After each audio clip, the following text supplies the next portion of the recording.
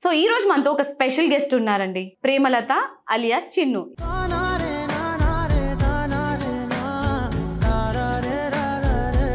So ఎంతమంది propose చేశారు చిన్నుకి? చాలా మంది చేస్తారు, ఇంకా సోషల్ మీడియా అన్నాక చేస్తారు కదా. ఫస్ట్ ఆఫ్ ఆల్ లవ్ మీద నీ ఒపీనియన్ ఏంటి? ఎలా చెప్తాం, అది ఒక నీకు బాగా హర్ట్ అయిన కమెంట్ ఏంటి? వర్స్ట్ గా వస్తాయి, నేను చెప్పలేని మాట. బూతులే. బూతులే.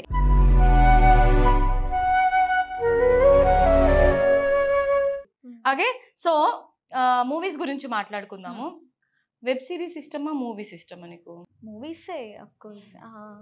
ఆపర్చునిటీ వస్తే చేస్తావా మూవీస్ లో? యా, షూర్ గా వచ్చాయి, కానీ ఇప్పుడే వద్దు అని చెప్పి అనుకుంటున్నాను. ఒక 25-24 వచ్చి ఆ టైంలో ఒకవేళ ఆపర్చునిటీస్ వస్తే చేద్దామని అనుకుంటున్నాను. ఓకే, నీకు బోల్డ్ క్యారెక్టర్ చేయమని వస్తే మూవీ కానీ వెబ్ సిరీస్ కానీ చేస్తావా? నో, చెయ్యను.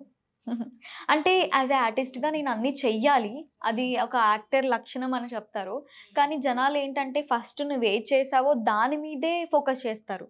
ఇప్పుడు నువ్వు ఇది చేసావా, అండ్ వాళ్ళు కూడా ఇంకొకటి ఇప్పుడు ఒక హీరోగా చేశారు, ఆయనకి విలన్ క్యారెక్టర్ ఇద్దాము అని ఎవరు అనుకోరు, హీరోగానే అనుకుంటారు. ఒకవేళ చేసిన ఆయన 10-15 మూవీస్ చేసేసిన తర్వాత ఆయనకి ఒక క్యారెక్టర్ ఇస్తారు. సో అలా ఇప్పుడు మనం బోల్డ్ సీన్ మీద ఒకటి చేసామనుకో, ఇంకొచ్చే ఆపర్చునిటీస్ మొత్తం బోల్డ్ సీన్సే వస్తాయి.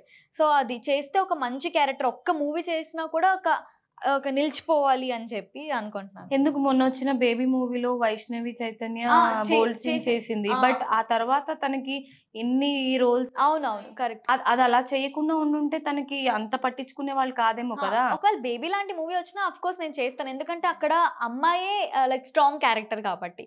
సో అది అబ్బాయిలకి అర్థం కాలేదు. అదే అంటున్నా, బోల్డ్ క్యారెక్టర్ ఇస్తే ఓకే, అలాంటిది ఓకే. మళ్ళీ నీకు మించి అంటే నో. ఓకే, సరే, నీకు ఇష్టమైన క్యారెక్టర్స్ ఎలాంటి రోల్స్ చేయాలంటే ఇష్టం నీకు? నాకు sisters character, hero sisters character అంటే ఈ ఇష్టం. హీరోయిన్ గా ట్రై చేయవా? అది చేస్తాను, అంటే ఎక్కువ ఇష్టం అంటే లైక్ క్యూట్ లిటిల్ థింగ్స్ ఎక్కువ చూపిస్తుంటారు కదా, brother and sister bonding. So అలాంటివి ఇష్టం క్యారెక్టర్. మరి నేను నీ కమెంట్స్ లో చూసాను అనమాట, చాలా కమెంట్స్ వచ్చాయి నీకు, బ్యాడ్ కమెంట్స్ వచ్చాయి, మంచి గుడ్ కమెంట్స్ కూడా వచ్చాయి అందులో.